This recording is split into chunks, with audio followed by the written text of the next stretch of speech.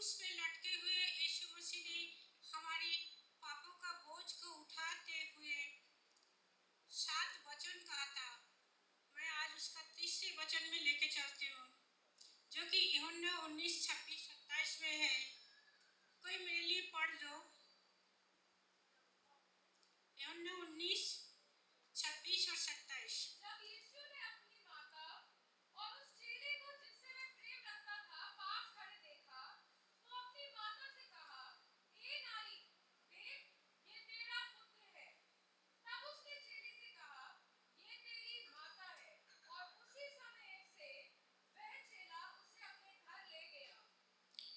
यीशु मसीह को जब इतना दर्द, इतना सूली पे लटका हुआ, उनके हाथ पैरों में कीले ठोक दिए गया, उस समय भी, उस दर्द में भी यीशु मसीह का प्यार कायम है।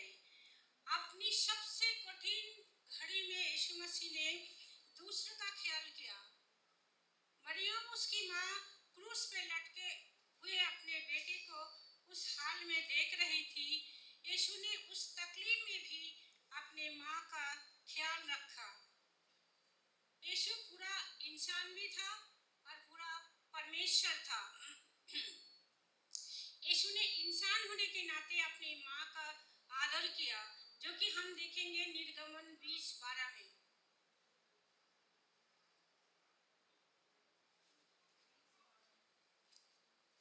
निर्गमन 20:12।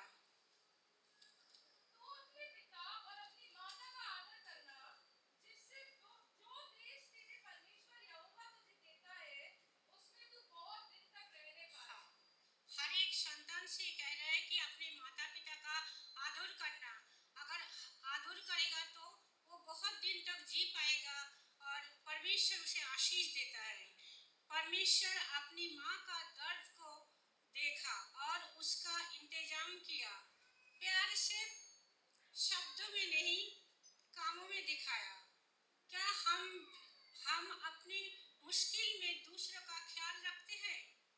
यीशु सिखाते हैं कि प्यार निस्वार्थ होता है। चर्च एक परिवार होता है। यीशु ने मरियम को यूहन्ना के हवाले किया, जो उसका प्रिय चेले था। ये दिखाता है कि हम एक आत्मिक परिवार है। यीशु ने एक नया रिश्ता बनाया, जो खून से भी बढ़कर था, और वो विश्वास का रिश्ता। हम देखेंगे मत्ती 12:48 और 48 से 50 तक।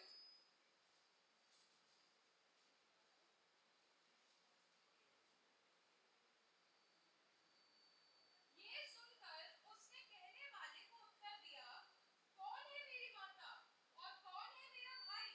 और अपने चेलों की ओर अपना हाथ बढ़ाकर कहा, देखो, मेरी माता और मेरा भाई ये है। क्योंकि जो कोई मेरे स्वर्गीय पिता की इच्छा पर चले, वही मेरा भाई और मेरी बहन और मेरी माता है। जब कोई परमेश्वर की इच्छा पे चले, परमेश्वर की आज्ञाओं को अपने जीवन में पालन करे, वही यीशु मसीह का भाई, बहन और माता है।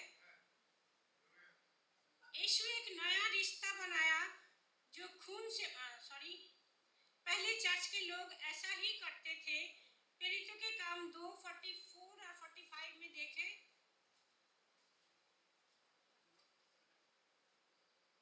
और सब विश्वास करने वाले इकट्ठा रहते थे और उनकी सब वस्तुएं साझे में थी। वे अपनी अपनी संपत्ति और सामान बेच कर जैसे जिसकी आवश्यकता होती थी बांट दिया करते थे। हाँ, उस समय चर्च के लोग सब इकट्ठे रहते थे और सबका, किसी का कोई सामान अपना नहीं होता था। सब अपना अपना संपत्ति बेच के लाके उस चर्च में खड़ा रख देता था। उसमें से जिसको जो आवश्यकता होता था वो देते थे, एक दूसरे को बांट देते थे।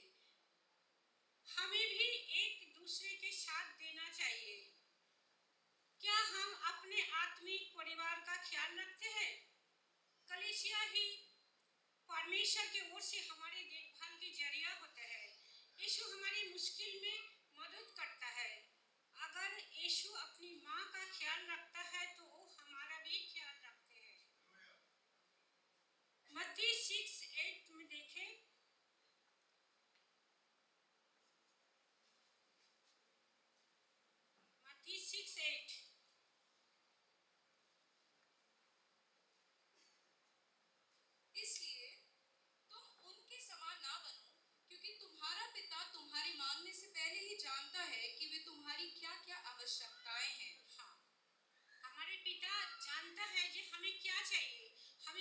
से पहले वो हमारे वो सब चीज़ दे देता है। हमें धीरज रखना है, हमें विश्वास रखना है, हमें उनके बातों पे चलना है। परमेश्वर हमारे लिए मदद भेजता है, वो लोगों को भेज देता है जो हमें मदद करे। इन सब बातों को देखते हुए यीशु का प्यार स्वीकार करें, उसका प्यार दुनिया को दिखाए। हमने अपने जीवन से